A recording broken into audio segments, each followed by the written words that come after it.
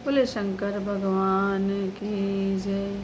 कर्पूर गौरम करुणावतारम संसार सारम भुजगेन्द्रहारम सदा वसंतम हृदयारविंदे भवम भवानी सहितं नमामि भवम भवानी सहितं नमामि।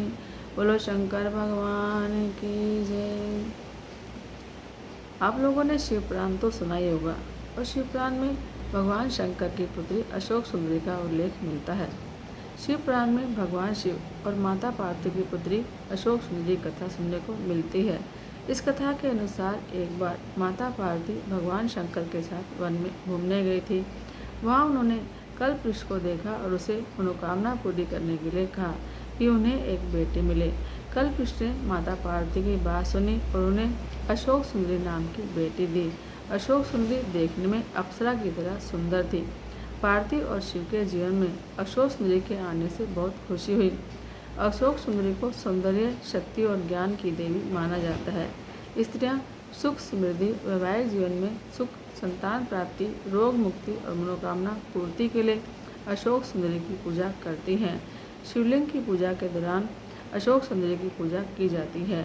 कहा जाता है कि अशोक सुंदरी का वास शिवलिंग में होता है, इसलिए शिवलिंग की पूजा के दौरान अशोक सुंदरी की पूजा भी की जाती है। अशोक सुंदरी को सौंदर्य, शक्ति और ज्ञान की देवी माना जाता है। स्त्रियां सुख, समृद्धि और वैवाहिक जीवन में सुख, संतान प्राप्ति, रोग मुक्ति और मनोकामना पूर्ति के लिए उनकी पूजा करती हैं। अशोक सुंदरी को कल्पवृक्ष कन्या भी कहा जाता है। शिवलिंग की पूजा के दौरान अशोक सुंदरी की पूजा भी की जाती है। अशोक सुंदरी की पूजा करने के लिए सबसे पहले शुद्ध जल में गंगाजल मिलाकर शिवलिंग को स्नान कराना चाहिए। उसके बाद शिवलिंग पर चंदन का तिलक लगाने के बाद अशोक सुंदरी के स्थान पर चंदन का तिलक लगाना चाहिए। भगवान शिव की एक पुत्री का नाम अशोक सुंदरी था। हालांकि महादेव की और भी पुत्रियां थीं जिन्हें नाग कन्या माना गया। जया, विषहर, शामिल बारी, देव और दोतली। अशोक सुंदरी को भगवान शिव और पार्वती की पुत्री बताया गया, इसलिए वही गणेश जी की बहन है। इनका विवाह राजा नहुष से हुआ था। पद्म पुराण के अनुसार अशोक सुंदरी देव कन्या है। दरअसल माता पार्वती के अकेलेपन को दूर करने के लिए कल्पवृक्ष नामक पेड़ से अशोक सुंदरी की रचना हुई।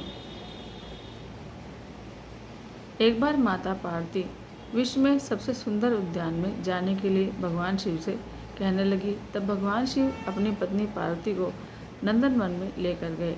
वहाँ माता को कल्पवृक्ष से लगाव हो गया और वे इस वृक्ष को लेकर कैलाश आ गई। कल्पवृक्ष मनोकामना पूरी करने वाला वृक्ष है। पार्वती ने अपने अकेलेपन को दूर करने के लिए उस वृक्ष से यह वर मांगा कि उन्हें एक कन्या मिले। तब कल्पवृक्ष द्वारा अशोक सुंदरी का जन्म हुआ। माता पार्वती ने उस कन्या को वरदान दिया कि उसका विवाह देवराज इंद्र जैसे शक्तिशाली युवक से होगा। इसी वरदान के असर के कारण एक बार अशोक सुंदरी अपनी दासियों के साथ नंदनवन में विचरण कर रही थी। तभी वहाँ हुंड नामक राक्षस आया जो अशोक सुंदरी की सुंदरता पर मोहित हो गया और उसने अशोक सुंदरी के सामने विवाह का प्रस्ताव रखा। लेकिन अशोक सुंदरी ने अपने वरदान और विवाह के बारे में बताया कि उनका विवाह नहुष से होगा। यह सुनकर राक्षस ने कहा कि वह नहुष को मार डालेगा। यह सुनकर अशोक सुंदरी ने राक्षस को शाप दिया कि जो दुष्ट, तेरी मृत्यु नहुष के हाथों ही होगी। यह सुनकर वह राक्षस घबरा गया। तब उसने राजकुमार नहुष का अपहरण कर लिया, लेकिन नहुष को राक्षस हुंड की एक दासी ने बचा लिया। इस तरह महर्षि वशिष्ठ के आश्रम में नहुष बड़े हुए और उन्होंने हुंड का वध किया। इसके बाद नहुष और अशोक सुंदरी का विवाह हुआ। विवाह के बाद अशोक सुंदरी ने ययाति जैसे वीर पुत्र और 100 रूपवती कन्याओं को जन्म दिया। ययाति भारत के चक्रवर्ती सम्राटों में से एक थे और उन्हीं के 5 पुत्रों से संपूर्ण भारत पर राज किया था। उनके 5 पुत्रों का नाम था पुरु, यदु, तुर्वस, अनु और द्रुहु। इन्हें वेदों ने पंचनद कहा है। अब आप सोच रहे होंगे कि शिवलिंग पर अशोक सुंदरी का वास कहाँ पर है। शिवलिंग पर केवल शिव का ही नहीं बल्कि अलग अलग हिस्सों पर बेटी अशोक सुंदरी, माता पार्वती, गणेश जी का और कार्तिकेय का भी निवास बताया गया है। शिवलिंग पर जल अर्पित करते समय जिस नालिका से जल बाहर निकलता है उसी स्थान पर अशोक सुंदरी का वास माना जाता है। शिव जी की पूजा के साथ साथ अशोक सुंदरी की पूजा का भी विशेष महत्व माना गया है।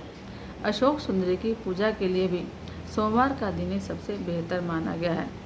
सबसे पहले आपको शुद्ध जल में थोड़ा सा गंगा जल मिलाकर शिवलिंग का स्नान कराना है और उसके बाद अशोक सुंदरी पर जल अर्पित करना है।